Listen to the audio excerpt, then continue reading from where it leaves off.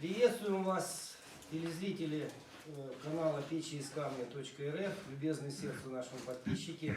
Сегодня 19 января, и на проекте «Кухонный камин против печного кухонного комплекса» у нас произошли следующие события.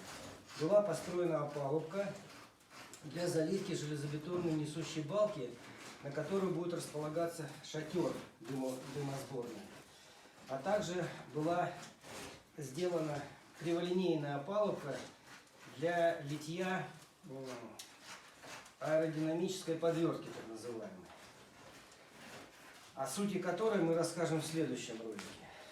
Благодарю за внимание. Еще к этому времени, к 19 января, нам удалось установить задвижку, которая обеспечивает удаление дымов из русской печи, из чугунного настила, то есть дровяной плиты с чугунным настилом, в которую можно устанавливать казан, и также там эта духовка греется у нас этим же костром.